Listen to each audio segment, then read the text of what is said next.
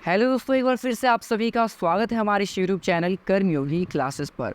दोस्तों, अभी के इस वीडियो में हम लोग क्लास 10th के फर्स्ट टर्मिनल एग्जामिनेशन जो 2023 से 24 वाले बच्चे हैं उनका 24 जुलाई से जो एग्ज़ाम होने वाला है, हम इस वीडियो में उसके सोशल साइंस के ओरिजिनल क्वेश्चन पेपर का आंसर की देखेंगे। इस वीडियो में हम केवल ऑब्जेक्टिव का आंसर की देखने वाले हैं। अगर आप कमेंट करते हैं तो हम आपको सब्जेक्टिव भी ज़रूर प्रोवाइड करेंगे। तो चलिए इस वीडियो को हम लोग स्टार्ट करते हैं। आप लोग इस वीडियो को ध्यानपूर्वक देखिए और इन सभी प्रश्नों को याद कर लीजिए। चलिए देखिए, पहला प्रश्न है हमारे सामने, यंग इटली नामक संस्था की स्थापना किसने किया था। देखिए, यंग इटली नामक जो संस्था था उसका स्थापना मेजनी ने किया था। ऑप्शन सी आप लोग याद रखेंगे। देखिए, सेकंड क्वेश्चन है हमारे सामने कि यूरोप वासियों के लिए किस देश का साहित्य एवं ज्ञान विज्ञान प्रेरणा स्रोत रहा। तो यूनान का जो ज्ञान विज्ञान था वो यूरोप वासियों के लिए प्रेरणा स्रोत रहा। ऑप्शन बी आप याद रखेंगे। थर्ड नंबर क्वेश्चन है कि जर्मन राइन राज्य का निर्माण किसने किया था। देखिए, जर्मन राइन राज्य का जो निर्माण था वो नेपोलियन बोनापार्ट ने किया था। ऑप्शन बी आप याद रखेंगे। आइए नेक्स्ट क्वेश्चन की ओर बढ़ते हैं। देखिए, फोर्थ नंबर क्वेश्चन है आपके सामने कि रक्त एवं लौह की नीति का अवलंबन किसने किया था।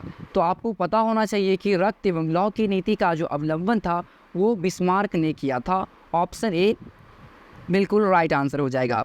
नेक्स्ट क्वेश्चन है 5 नंबर के सन 1815 ईस्वी के वियना सम्मेलन की मेज़बानी किस देश ने किया था। तो इसकी जो मेज़बानी थी वो ऑस्ट्रिया ने किया था। हमारा ऑप्शन भी बिल्कुल राइट आंसर हो जाएगा। 6 नंबर क्वेश्चन है, इटली एवं जर्मनी वर्तमान में किस महादेश के अंतर्गत आते हैं। तो इटली एवं जर्मनी वर्तमान में यूरोप महादेश के अंतर्गत आते हैं। ऑप्शन सी हमारा बिल्कुल राइट आंसर हो जाएगा। आगे बढ़ते हैं। 7 नंबर क्वेश्चन है आपके सामने कि लाल सेना का गठन किसने किया था। तो लाल सेना का गठन ट्रोट्स्की ने किया था। Option B is the right answer. Option B हमारा सही हो जाएगा।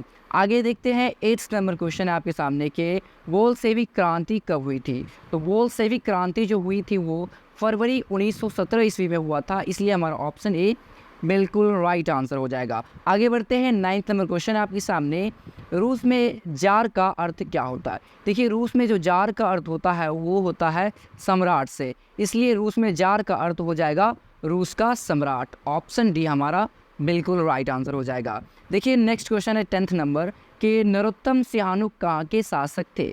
तो नरोत्तम सिहानुक जी जो थे वो थे कंबोडिया के शासक। ऑप्शन डी हमारा राइट आंसर हो जाएगा। 11th नंबर क्वेश्चन है, हुआ आंदोलन किस प्रवृत्ति का था। तो ये था दोस्तों क्रांतिकारी धार्मिक प्रवृत्ति का, इसलिए ऑप्शन डी इसका राइट आंसर हो जाएगा। आगे बढ़ते हैं। 12th नंबर क्वेश्चन है आपके सामने कि अंकोर वाट का मंदिर कहाँ स्थित है। अंकोर वाट का जो मंदिर है दोस्तों वो स्थित है कंबोडिया में। कंबोडिया इसका राइट आंसर हो जाएगा, डी। आगे है 13वां नंबर प्रश्न कि कोसुत कहाँ के राष्ट्रवादी नेता थे। देखिए, कोसुत जो है एक राष्ट्रवादी नेता था। हमको बताना है यहाँ पर वो कहाँ के राष्ट्रवादी नेता थे। तो ये थे हंगरी के। ऑप्शन ए जो है वो बिल्कुल राइट आंसर हो जाएगा। अगला है 14th नंबर क्वेश्चन कि सामाजिक विभेद की उत्पत्ति का मुख्य कारण क्या है।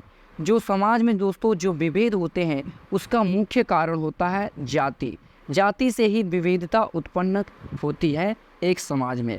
आगे है 15th नंबर क्वेश्चन कि धर्म की समुदाय का धर्म को यहाँ पर को होना चाहिए कि धर्म को समुदाय का मुख्य आधार मानने वाला व्यक्ति क्या कहलाता है।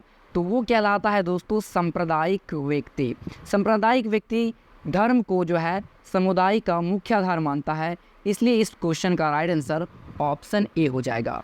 आइए नेक्स्ट देखते हैं। नेक्स्ट है 16 नंबर क्वेश्चन, इनमें से कौन नस्लवाद के विरोध में थे। तो देखिए, नस्लवाद के विरोध में इनमें से सभी थे, इसलिए ऑप्शन डी राइट हो जाएगा। अगला है 17 नंबर क्वेश्चन, महिलाओं को वोट देने का अधिकार सर्वप्रथम कहाँ मिला। तो देखिए, महिलाओं को वोट देने का अधिकार जो था वो सबसे पहले फ्रांस में दिया गया था। ऑप्शन सी बिल्कुल राइट आंसर हो जाएगा। 18 नंबर प्रश्न है आपके सामने, निम्न में से कौन संघीय राज्य की विशेषता नहीं है। इसमें से कौन ऐसा विशेषता है जो संघीय राज्य के लिए सही नहीं है। तो इसका राइट आंसर ऑप्शन सी हो जाएगा कि इकहरी शासन व्यवस्था संघीय राज्य की विशेषता नहीं हो सकती है। आगे बढ़ते हैं। अगला है संघीय शासन व्यवस्था की शुरुआत कहाँ से हुई? तो ये दोस्तों इंग्लैंड से शुरू हुआ था। ऑप्शन बी जो है राइट आंसर हो जाएगा। 20 नंबर क्वेश्चन है सत्ता में साझेदारी का सबसे जीवंत स्वरूप क्या है? तो देखिए सत्ता में साझेदारी जो होती है वो राजनीतिक दलों के बीच होती है, इसलिए हम सत्ता में साझेदारी का जो जीवंत स्वरूप देखते हैं वो राजनीतिक दल में ही मिलते हैं, इसलिए ऑप्शन ए इस क्वेश्चन का राइट आंसर हो जाएगा। आगे है 21 नंबर प्रश्न के सामाजिक विभेद का एक अच्छा परिणाम क्या है? तो देखिए ये जो है लोकतंत्र को सशक्त बनाने का कार्य करता है क्या? तो सामाजिक विभेद, ऑप्शन बी जो है वो हमारा राइट आंसर हो जाएगा। आगे बढ़ते हैं 22 नंबर प्रश्न है आपके सामने कि मेक्सिको के ओलंपिक समारोह में विरोध का स्वरूप किस पर आधारित था? तो देखिए ये जो था ये नस्ल पर आधारित विद्रोह था, विरोध था। किसने किया था? तो मेक्सिको के ओलंपिक में इसमें विरोध किया गया था, तो इसका आधार जो था वो नस्लीय आधार था। इसका राइट आंसर ऑप्शन ए हो जाएगा। 23 नंबर क्वेश्चन है 70 के दशक के पूर्व भारत की राजनीति में किस जाति का वर्चस्व रहा? तो ऑब्वियसली बात है सवर्ण जाति के जो लोग थे उनका 70 के दशक में हमारे भारत की राजनीति में वर्चस्व रहा है। ऑप्शन ए जो है बिल्कुल राइट आंसर हो जाएगा। आगे बढ़ते हैं 24 नंबर प्रश्न है कि भारतीय स्वतंत्रता के इस समय देसी रियासतों की मौजूद संख्या कितनी थी? तो ये संख्या जो थी वो 563 थी। ऑप्शन सी जो है बिल्कुल राइट आंसर हो जाएगा। 25 नंबर प्रश्न है निम्न में कौन अर्थव्यवस्था के प्राथमिक क्षेत्र में सम्मिलित है? तो कृषि क्षेत्र जो होता है प्राथमिक क्षेत्र से सम्मिलित है। ऑप्शन बी बिल्कुल राइट आंसर हो जाएगा। अगला है 26 नंबर क्वेश्चन, इनमें किस देश में मिश्रित अर्थव्यवस्था है? तो मिश्रित अर्थव्यवस्था केवल हमारे भारत में है। ऑप्शन सी जो है वो बिल्कुल राइट आंसर हो जाएगा। आगे बढ़ते हैं 27 नंबर क्वेश्चन है आपके सामने, बिहार में जीवन यापन का मुख्य साधन क्या है? ऑब्वियसली कृषि है। ऑप्शन ए बिल्कुल राइट आंसर हो जाएगा, क्योंकि दोस्तों यहाँ की हमारी 80% जनता जो है कृषि पर निर्भर होती है, इसलिए बिहार में जो है जीवन यापन का मुख्य साधन कृषि ही है। आगे है 28 नंबर क्वेश्चन के भारत में योजना आयोग का गठन कब किया गया था? तो देखिए भारत में योजना आयोग का गठन 15 मार्च को 1950 में किया गया था। ऑप्शन ए बिल्कुल राइट आंसर हो जाएगा।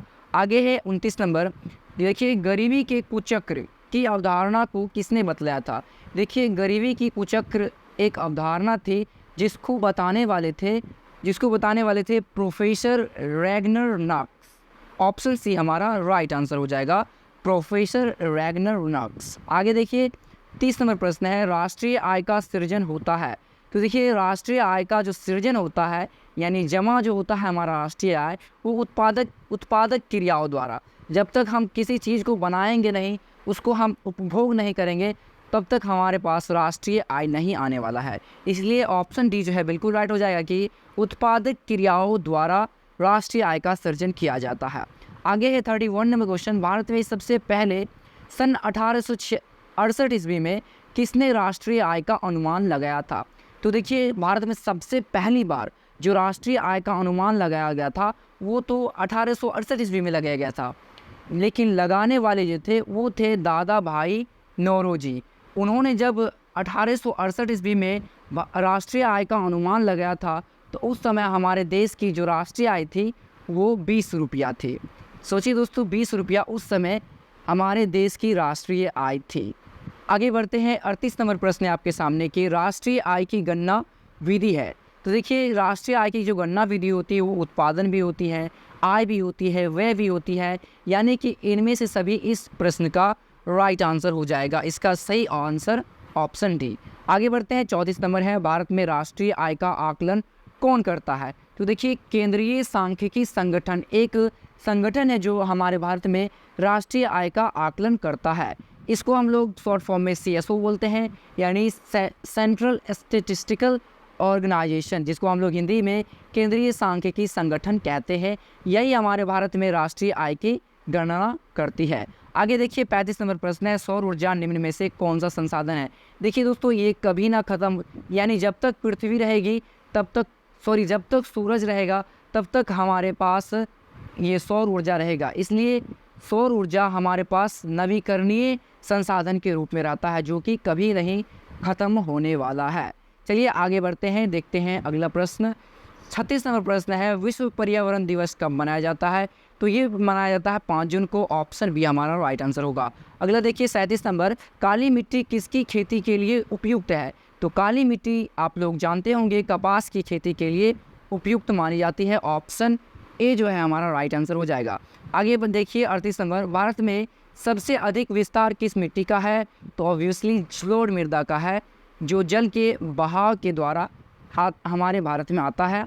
वही मिट्टी हमारे भारत में सबसे ज़्यादा पाई जाती है। आगे देखिए 39 नंबर प्रश्न, वृहद क्षेत्र में जल की उपस्थिति के कारण ही पृथ्वी को कहते हैं।